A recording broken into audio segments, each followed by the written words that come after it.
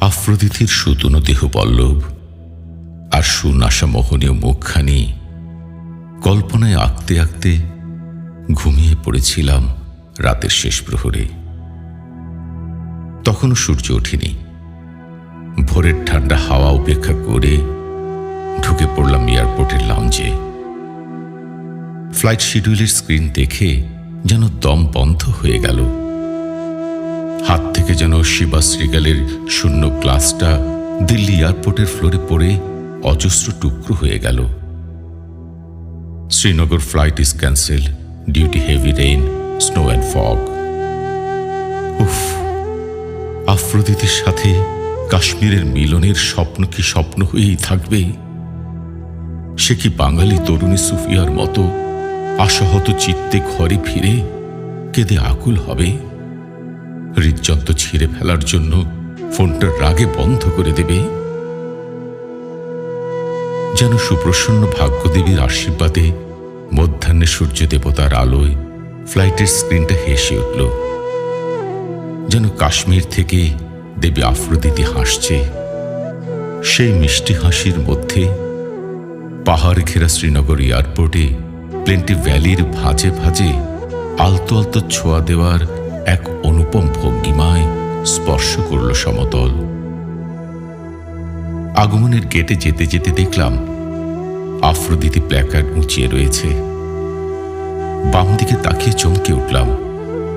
সৈনিকেরা দলে দলে নামছে ভারী অস্ত্রশস্ত্রে। মনকে প্রশ্ন করলাম, এত তুষারপাতেও কাশ্মীরের জমিন কেন ঠান্ডা হয় না? ব্রিটিশরা ভূস্বর্গেও গ্রহের অগ্নি সুপ্ত রেখে গেছে। সেই দাবানল কত শত বছর চলবে বিধাতাই শুধু জানে। দেবী এসেছে একগুচ্ছ গোলাপ হাতে। স্বর্গের ফুলের সুঘ্রাণে যেন নিষিদ্ধ ম্যারিজুয়ানার নেশা। স্বর্ণকেশীর পানে দৃষ্টি দিয়ে মুগ্ধ হলাম। সুভাষিনী কণ্ঠে সে বলল, ওই উইলবনের পথ ধরে সকালে তোমাকে নিয়ে যাব গুলমার্গে। এই যে নয়নাভিরাম সরোবর দেখছ, এটা ডাল লেক। এখানে রাজকীয় বোটে আমরা মধুচন্দ্রিমা যাপন করব। আমি পরব মসলিনের রেশমি গাউন, আর তুমি পরবে রাজকীয় পোশাক। আমার সেহেলি গেঁথেছে মালা, তোমাকে তা পরাবো নিশীথে। ওগো আমার দেবতা, তোমার তৃষিত হৃদয়ে আজ পূর্ণিমা তিথিতে জেগে থাকব। এ কি সত্য? আমি দেবীর পাশে। আমার অস্ফুট ধ্বনিতে সুরবালা হেসে উঠল। খুশবুর ঘ্রাণে আনন্দিত হলাম। আজ সকালের সূর্যটা স্বর্গীয় উজ্জ্বলতায় দিগন্ত জোর উদ্ভাসিত। শুভ্র ঘন বরফে ঢাকা গুলমার্গের শৃঙ্গে আরোহণ করে মনে হল এটি পৃথিবীর ভূস্বর্গ। শ্রীময়ী আফ্রোদিতি বলল, ওই দূরে হিমালয় আর কাঞ্চনজঙ্ঘার শৃঙ্গ। হিমালয়ের পদপ্রান্তে তোমার ভ্রাতা সুকান্তের হঠাৎ বাংলাদেশ।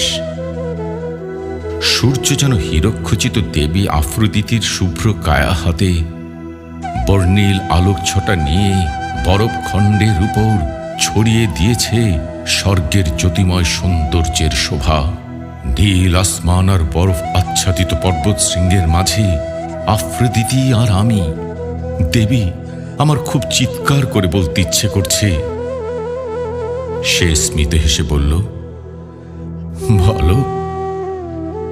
ঈশ্বর আর তোমার সঙ্গিনী আমি ছাড়া এখানে আর কেউ নেই। দেবী, স্বর্গে যখন এসেছি আর যাব না। আমার সাথে তুমিও থেকে যাও। Love you Aphrodite. গ্রিক দেবী এথিনা যেমন করে এডিসনের ঠোঁটে এঁকেছিল শেষ চুম্বন, তেমনি নিবিড় করে আমার কম্পিত ঠোঁটে আফ্রোদিতি এঁকে দিল গাঢ় চুম্বন। জীবনের আঁকাবাঁকা দুর্গম পথে কুৎসিত কীটের দংশনে রক্তক্ষরণ হয়েছে হৃদয়ে। তা যেন এই স্বপ্নপুরীর দেবীর স্পর্শে বরফের মতো জমাট বেঁধেছে।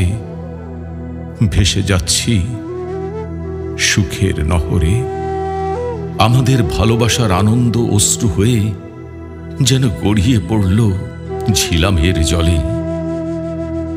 গুলমার্গের পাদদেশে নেমে অনুভব করলাম আমি একা। আমার কাঁধে একটা ধবধবে সাদা পশমি শাল, দেবীর উষ্ণতার পরশ যেন জড়িয়ে রয়েছে শালে। আমার দু চোখ ভিজে গেল বিরহ বেদনার নোনা জলে।